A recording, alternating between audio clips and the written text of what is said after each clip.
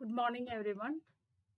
Today we are going to discuss the chapter 2 Microorganisms, Friend or Foe. Module 1. Have you heard about the term microorganisms? Microorganisms means they are very minute, which cannot be seen with our naked eye. And if you have to see, means we need any microscope or any other equipments to enlarge. And the most of the microorganisms are unicellular, and there are very few multicellular microorganisms also are there. Typical example, mushroom, because their primitive form or initial stages, they are very microscopic. Even though they are a particular period we can see with our naked eye, that is the fruiting body of mushroom, which we will call normally as the mushroom. But actually their vegetative phase will be in the underneath the soil, and it is microscopic, and their spores also microscopic. So that is why it is said microorganisms can be unicellular or even multicellular. Then majority of them are occurring as single organism, but there are many microorganisms which occur in colonies. That means they live in groups. So most of the bacteria, they can be seen in colonies. Then they are found everywhere, even in water and in air and in land, and even they parasitize, or they can live inside or outside the body also. Then when we categorize, or the topic itself is friends or foe. So some of the microscopic organisms or microorganisms are useful to us, and at the same time there are some varieties which are causing damages. So in which all way they are acting as, or which they are helpful to humankind, means they help in preparation of curd, bread, then cake, etc., edible items. And at the same time there are certain microbes, certain bacteria, certain yeast and all helps in making the beverages, whiskey, brandy, and at the same time vinegar, acetic acid, etc. Then there are another group of microbes from the toxins which are produced from the microbes can be used for the preparation of vaccines as well as for the preparation of medicines, etc. Antibiotics, penicillin is a typical example. Then another group, decomposers, we can say, they help in cleaning the environment and reducing the pollution and helps in disposal of waste, etc. Then another category of microbes which helps in soil fertility, increasing the soil fertility by decomposing them, and also absorbing the nitrogen from the atmosphere. They can help in increasing the soil fertility. So this is an outline we have given, and we will discuss one by one in detail. And when we move to the harmful effects means majority of the microbes, they cause diseases in plants, animals, and even other pet dogs, pet animals also. So they can cause diseases, and it can spread from one organism to another. So the productivity will be reduced, etc. Then there are certain microbes which can cause food poisoning and which can spoil the food items. All this way they can create, or they will act as the harmful microbes. So one by one, when we move detail, the microbes itself can categorize into 5 different categories. The first one, it is protozoa, the primitive unicellular organisms. And the major groups which are coming under that amoeba, entamoeba, paramecium, leishmania. There are many organisms which will come under the category of protozoa. Then second group, it is bacteria. So there are many bacteria around us. One or two only I have given, I cited as example, that is lactobacillus, which is the bacteria which convert milk into curd. Then typhoid bacteria, it's a harmful bacteria only which can cause typhoid in human beings. Then there are another group that is called as fungi. They are non-chlorophyllous. They are coming under decomposers, and mainly Most of these bacteria, there are useful fungi as well as harmful fungi. Useful fungi, the yeast will come under that one, which help in making alcohol, etc. Then making bakery industries, etc. So here two examples I have given: bread mold, that is Rhizopus, then penicillin for making the antibiotics, aspergillus, which can cause the disease aspergillosis. All these are the different varieties of fungi we may come across in uh, later classes. Then another group, it is algae, which is photosynthetic. There are different categories of algae which are also coming under the microbes, that is Chlamydomonas, Spirogyra, Chlorella, etc. These are the organisms which are coming under the category of algae, which can synthesize their own food by trapping sunlight. So they are photosynthetic microbes. Then another category which is called as virus. Virus will act as an exception because they cannot be considered as living or at the same time non-living. They are at the threshold of living and non-living. So what do you mean by that threshold of living and non-living? Because if they are outside or in the atmosphere, means they will act as a dead particle. It is just like an inert dust particle. But when they happen to enter into any cell, it can be a plant cell or animal cell or a human cell, when it enters into the body of a living organism, it can multiply by itself and it can cause diseases. So such category which can survive only in host cells of other organism and it can cause harmful effects, such organisms are called as viruses. So they are also very, very microscopic, even smaller than bacteria. So very small, and it is at the threshold of living and non-living. And we move into the useful aspects of microbes. So many microbes, they are mainly than damage, they are acting a very beneficial effect on human beings. So what are they? They are the lactobacillus, or we can say the bacteria which can use for converting milk into curd. And the bacterium is called as lactobacillus, which will act on the milk protein, milk uh, sugar, that is lactose, into lactic acid. So in the milk, there is a special type of sugar that is called as lactose, and it is sweet in taste. But when this bacteria is living inside the milk, and they will produce certain substances, that substances can convert, or enzyme, we can say that enzyme can convert lactose into lactic acid. So the milk will turn, the consistency of the milk will turn into a colloidal substance, and thick curd will be produced. And this curd is more nutritiously enriched than the milk, and it will contain many useful bacteria, and it is easy to digest, and it also kills many other harmful bacteria in our digestive system. So the milk is a very good healthy drink. Then there are certain fungi, even bacteria also, which helps in making in the field of baking industry. So in the baking industry, the main fungus we are using is yeast, which can reproduce in the duff, mau, we'll say. And in that they will act in they will utilize the sugar which is present in it in the absence of oxygen.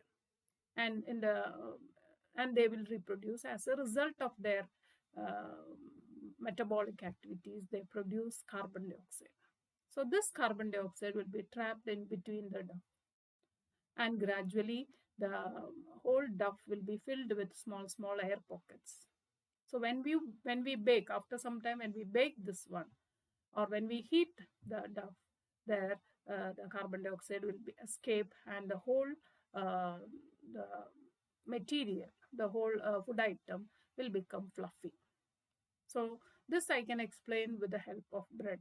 Have you seen the bread? So bread is so soft, and in between there are many spongy appearance due to many air pockets are there. This is actually when we are making the dough or the batter, idli, dosha and all, we are making the batter by grinding the rice and urud dal. There and all yeast will be there. Yeast is a microorganism. Along with the urud dal, the yeast will be there. And along with the yeast solution in the bread also, we'll add the yeast solution. So this will multiply. After making the batter or duff, you have to keep it for some time.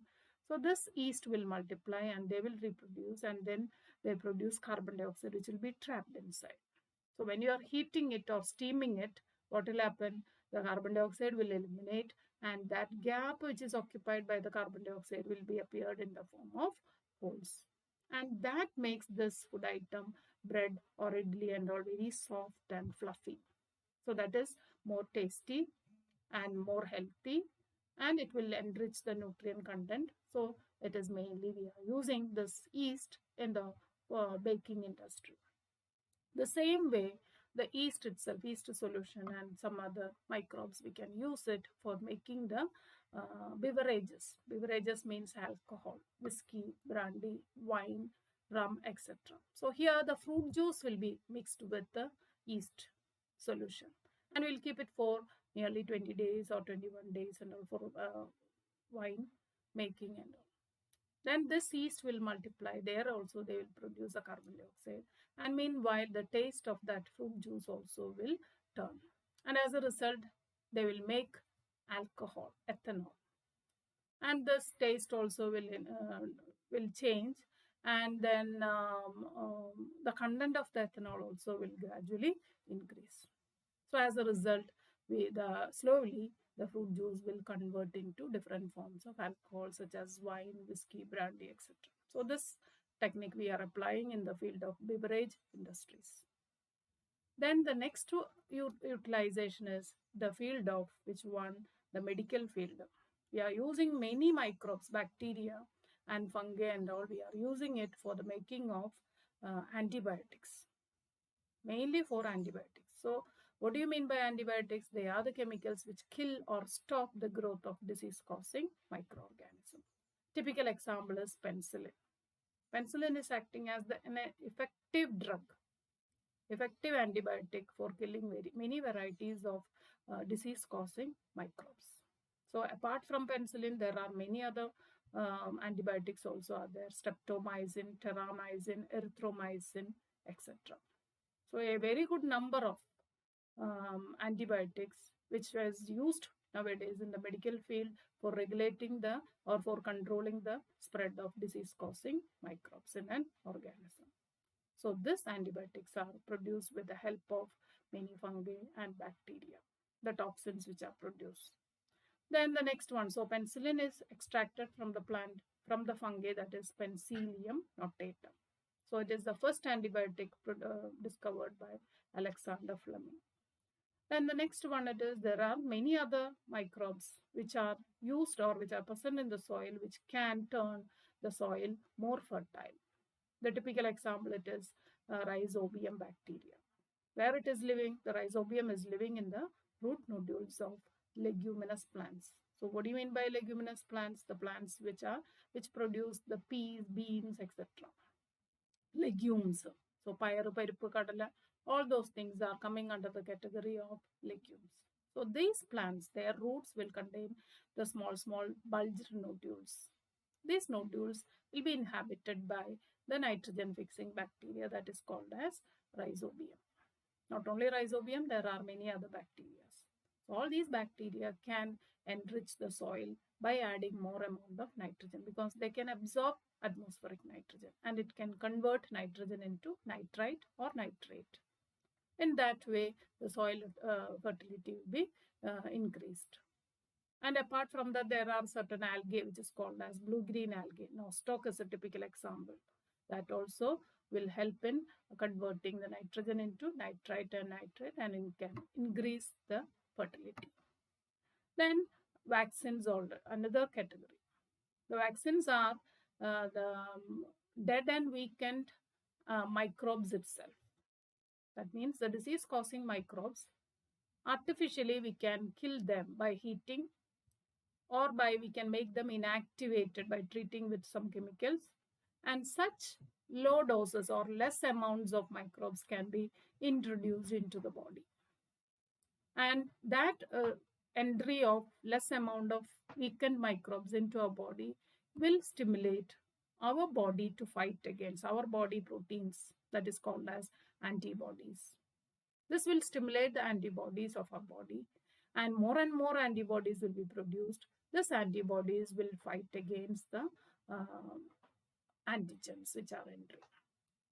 So this normally also will acquire, and through the help of vaccines also we will acquire. So the vaccines are the dead and weakened microbes which are introduced into the body to produce more amount of antibodies to fight against a particular disease. So in the market nowadays, many vaccines are there. Now at present, we are fighting against corona, and many vaccines are available. So the most common vaccine we have developed in India is Covaxin, Covishield, and from Russia we got Sputnik, and Alaska, like that, different varieties, even many more different types of vaccines we are waiting for to treat or to eradicate corona. Then when we move on to the next one, that is, they help to remove the pollution or remove the waste materials from the environment. So you might have heard about compost bin or compost pit. And we can keep our environment or surroundings clean by segregating and collecting the waste, biodegradable waste, and keeping in a pit or in a bin. And there we can add a little bit of automatically within the soil itself there will be many decomposing bacteria, and if you want you can add a little bit of curd and all which contains certain bacteria and which will stimulate the decomposing bacteria. So this biodegradable waste will be acted upon by the decomposing bacteria, and this waste, which is a nuisance if you are throwing it here and there in our surrounding, it can be collected, segregated, and it can be put it in a pit, and then slowly when we cover it with the soil, slowly it will be converted into, it will be acted upon by the decomposing bacteria, and it will be converted into new manure. The waste, the smell, everything will be removed, and the whole thing will enrich the soil quality and quantity. So this we are using, or so in this way we can reduce the environmental pollution. Even to a certain extent we can avoid the spread of diseases. If we are keeping our waste here and there in our backyard or in the garden, and all means the flies and other mosquito and water and all will accumulate, they will lay the eggs and they will multiply, which can cause many diseases. So to a certain extent, when you are making a compost bin, we will reduce the pollution, we will reduce the waste accumulation, and in the same way we can avoid the crowding of flies and other mosquitoes, etc. So our environment will be very clean if you are utilizing this one. When we move into the antibiotics field, we have to say a little more in detail. So already I said antibiotics are the chemicals which are used to kill the disease-causing pathogen in our body. And these chemicals are extracted mainly from the fungi as well as certain kind of bacteria. So this antibiotics is first developed by or discovered by the efficiency of chemicals which can be used for controlling the diseases was developed by Alexander Fleming. So his photo I have attached here, and here he said antibiotics are the medicines or the chemicals which are used to kill or stop the growth of disease-causing microorganisms. And they are mainly derived from bacteria and fungi. So first he has developed this chemical from the fungi that is called as Penicillium notatum. And this fungi, he found out that this fungi can produce certain chemicals which can kill the bacteria. Then later on they continued their research, and they have found out a very good number of different kinds of antibiotics such as penicillin, streptomycin, tetracycline, erythromycin, etc. from different kinds of bacteria as well as from fungus. Now with the help of this antibiotics we can control the spread of diseases and we can stop the diseases, etc. But we have to be very, very careful when we are using the antibiotics. And if it is plants, not only in the animals and human beings, even in the animal plants also, we can use the antibiotics to control the diseases.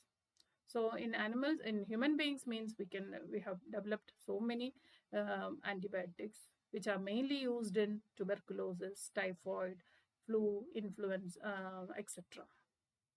Then in plants, when we are using, there are many precautions we have to take. And antibiotics, how can we use antibiotics in plants? The antibiotics are mixed with the water in a correct proportion, and we have to spray it onto the plants. And if it is to the animals, to the cattle, or to our pet dogs, pet animals and all, means it should be mixed with the food, and or even to the poultry also, and then you can in the correct prescribed amount, then we can feed them with the food which contain antibiotics, and in that way we can control the growth of antibiotics in the for the pet animals and the plants. And even if for human beings means, we have to be very, very careful, because the over usage or the under usage or the less amount of antibiotics also will not give the efficiency. So how can we use the antibiotics for controlling the disease?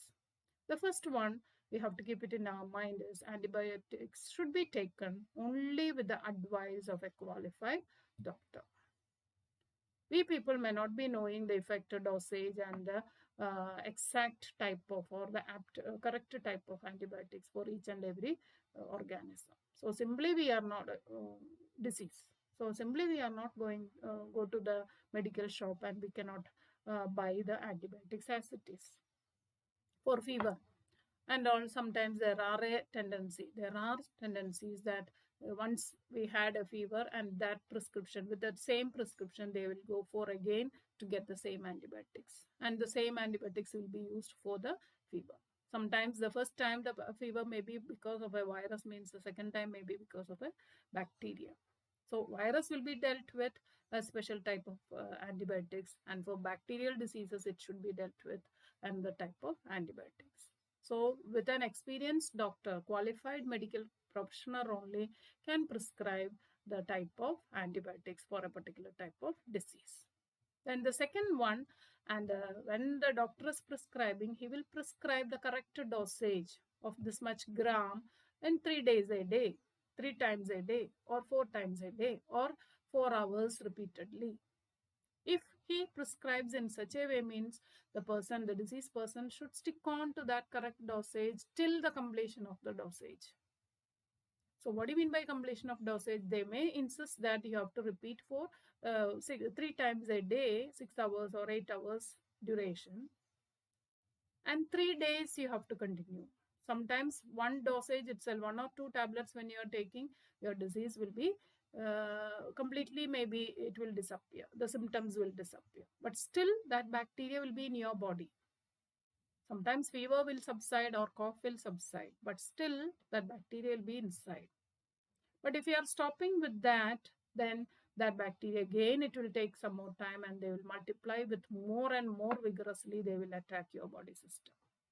So that is why you have to stick on to the prescription, and you have to complete the full dosage. Then only we can control the complete, we'll get a complete control over the multiplication of that bacteria, and it can be completely stopped.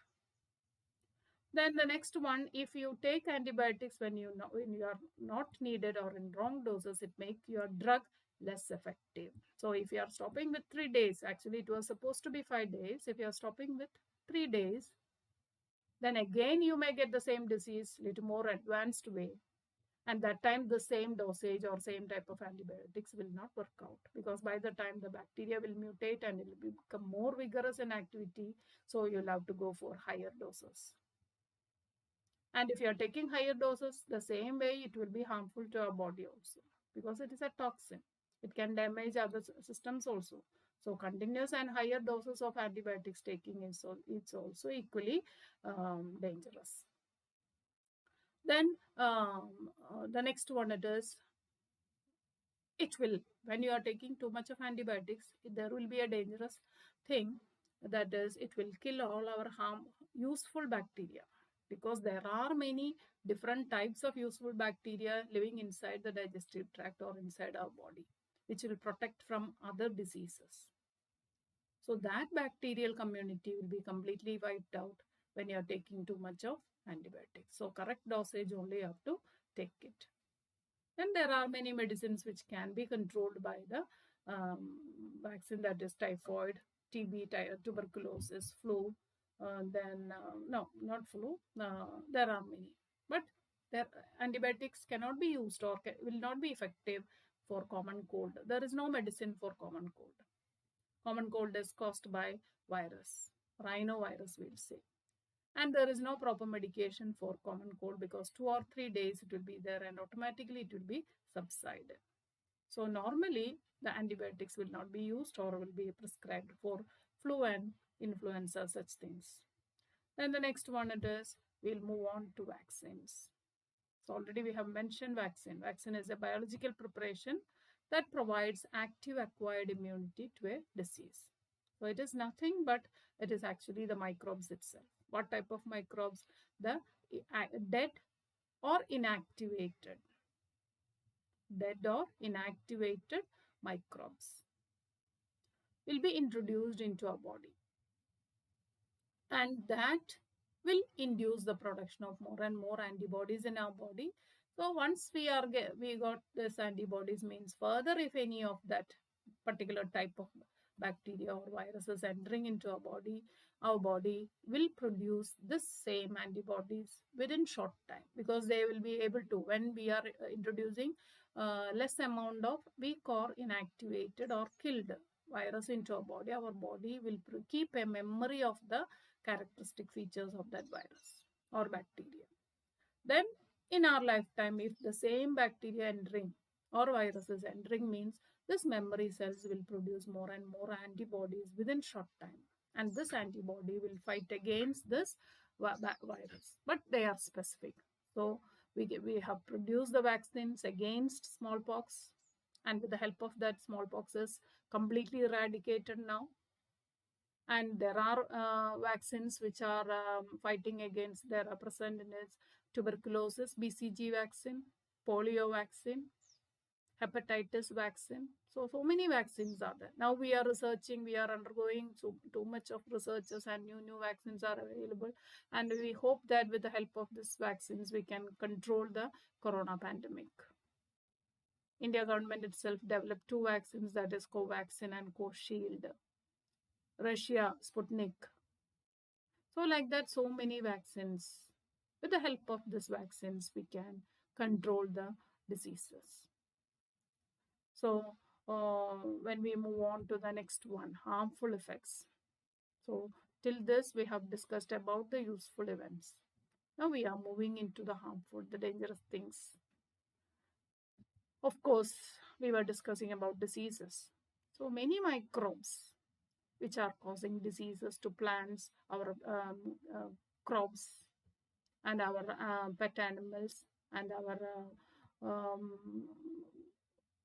animals, that is cow, cattle, etc. And the disease causing organisms are collectively called as pathogens. So most of the pathogens are coming under microscopic organisms or microorganisms. And there are very good amount of microbes which are causing food poisoning when we are eating spoiled food or infected food. Then when they enter into our body, they can cause too much of complications. Sometimes it can lead to death of the person. So that is called as food poisoning. Then there are certain bacteria and fungi which can spoil the food materials or spoil the materials, vegetables, bread. You might have seen the mold on the bread mold, rhizopus, black, cottony. First it will be white cottony mass, then it will become gray, then it will become green, and then finally it will be appear in the form of black patches. Such bread items or food items, when you are eating infected, fungal infected food items or bacterial infected food items, it can cause poisoning effect on our body. it will spoil the food item. Then there are clothing. Sometimes the cloth, it's all fungal. Then leather item, bag, shoes, etc. Sometimes wood also will be affected by this microbes. It can spoil. Then we will move into, when we move into disease causing microorganism in humans, the pathogens, the definition already I said. The microbes which cause disease in different organisms is collectively called as pathogens. So this pathogens can spread from one person to another through different mediums. There are certain bacteria, virus, etc., which will spread through air. Some of them through water, some of them through food, some of them by touch or contact. Very few groups will be spread with, or they can inhabit in some other insects and other vectors, and then that will spread from one person to another. So the diseases which is spreading from one person to another is collectively called as communicable diseases. Now at present we are facing with corona pandemic. The corona is spreading through air droplets, that is very minute micro air droplets. So it can even spread through, before and all we were thinking that through the touch it was. Then they said even with 1 meter distance also it can survive. It can spread. Now it is said so even 2 meters apart also this bacteria can survive. This virus can spread the disease. So airborne disease. There are different names of diseases which is collectively called as communicable diseases, which can caused by microorganisms. Cholera, common cold, chickenpox, tuberculosis, mumps, measles, hepatitis. All these are the communicable diseases. Then the next the term, the vector.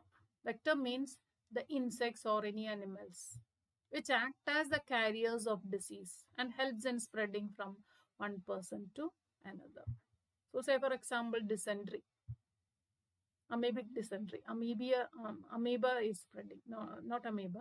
We will say which one? The flies. When the flies are sitting on the open food which is kept open, they will sit and they will lick on the food items. Along with that, they will spread the bacteria. So amoeba and all, amoebic dysentery and all can spread from when this through this fly. Then typhoid, another one, flies. Then which one?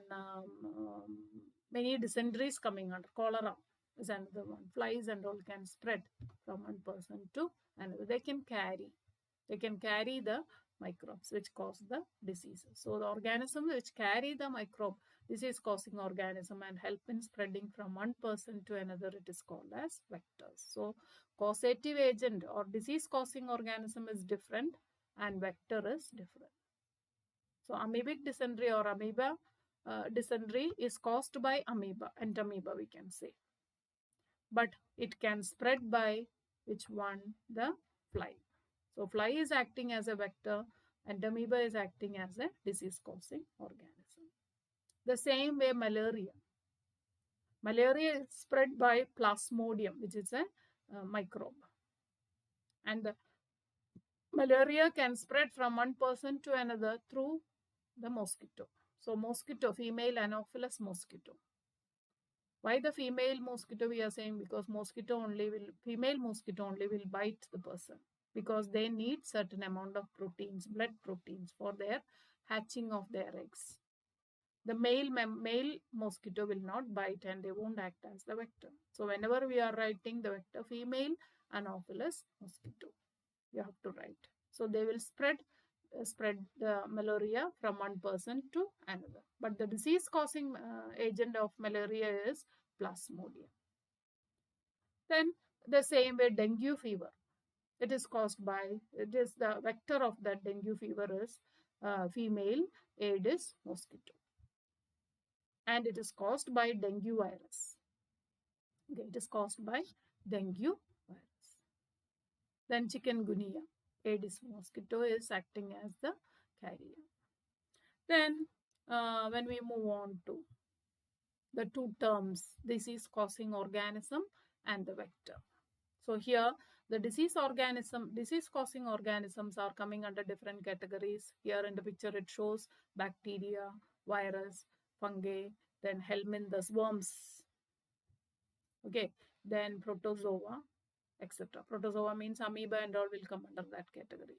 Helminths means pinworm, hookworm, etc., tapeworm, etc. So all these group, they cause disease. Hence they are called as disease-causing organisms. Whereas on the right hand side, I have attached different types of vectors. Vectors means they will carry the disease causing organism.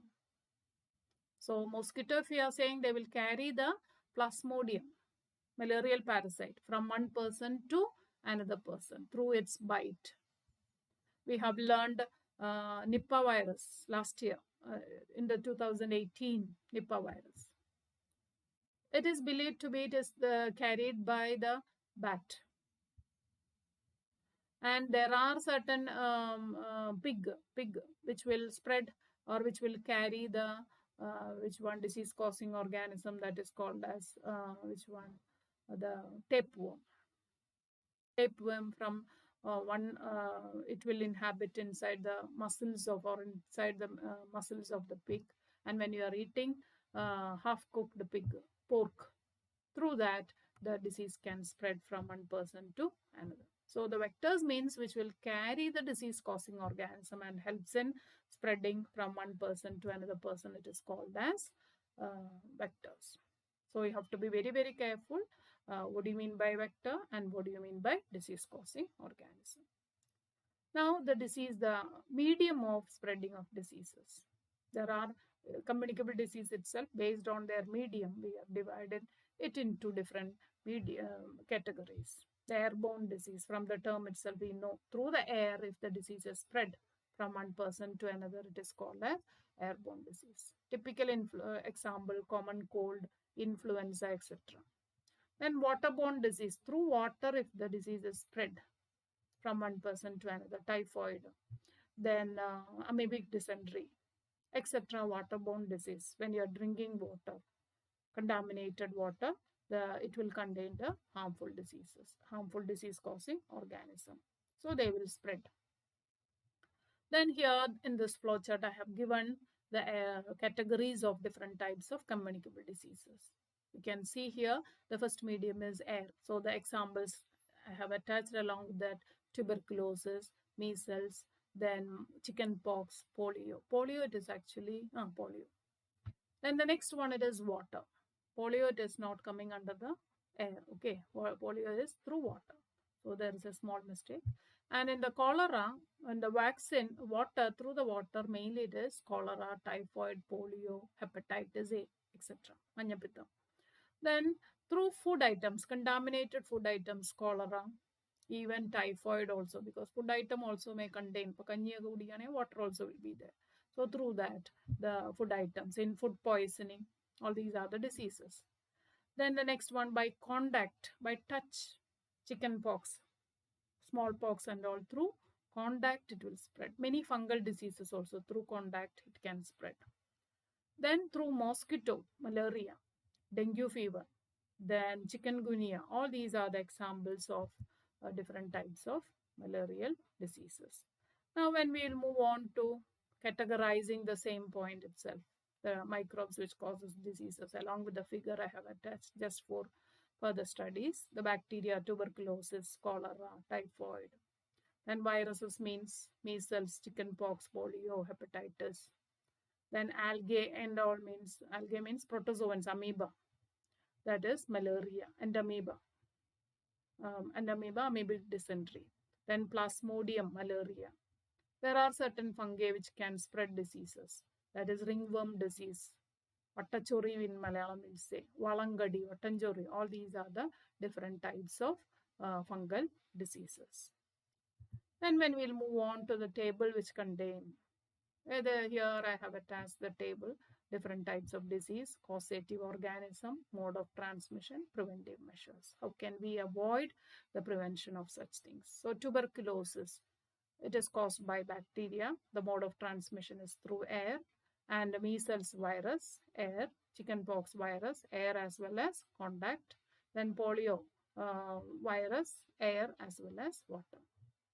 And preventive measures, when you are saying keep the patient in a complete isolation.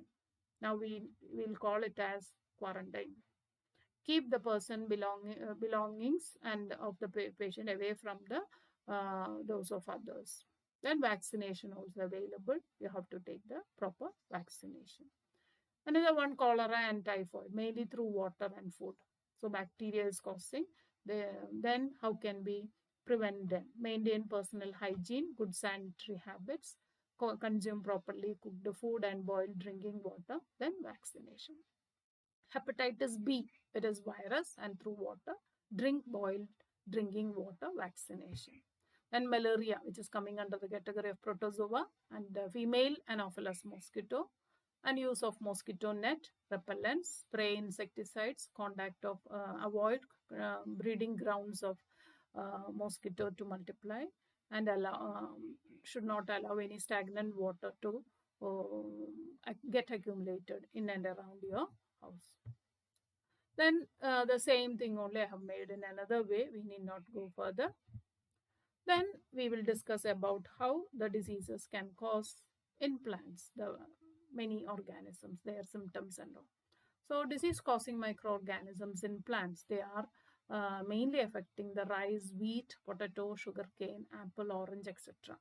And these if they are infected means their growth will be stunted. They will not be able to produce the proper amount of food products, and the quality of the food also will be affected. So here in the picture I have given the bacterial disease that affects the citrus. Citrus means ചെറുനാരങ്ങ. It is called as citrus canker. You might have seen in the market nowadays on the yellow citrus there are brown spots. That spots are called as canker. So this affected citrus, the quality will be less. The taste also will be less, and it will be very hard in appearance. So the juicy nature of the nature of that fruit will be affected. Then here again another mosaic patterns. That means patches will be there on the leaves and the parts. It will spoil it will reduce the yield. Then yellowing of the leaves, another category. Paddy also, then barley and like that many other. That gradually yellow color appear, the product will be less. Then lesions on the leaf. That means here and there patches, and sometimes it will destroy and holes will appear. So like that different types of plant diseases we can see. So here I have attached the names of few diseases. Citrus canker, which is caused by bacteria which affect the citrus, that means ചെറുനാരങ്ങ, and it is mode of transmission is air. Another one, rust of wheat, that means brown spots will appear. It is caused due to fungi, and it is spreading through air as well as through the seeds. Then yellow vein mosaic on bindi. Bindi means lady's finger. Yellow patches will be there, and here and there yellow patches, and the quality will be less. It is caused by virus, and it is spreading with the help of insects. So with this I have concluded this first session of this chapter, and in the next module I will continue with the food poisoning and food preservation techniques. And so with this I'm stopping the session.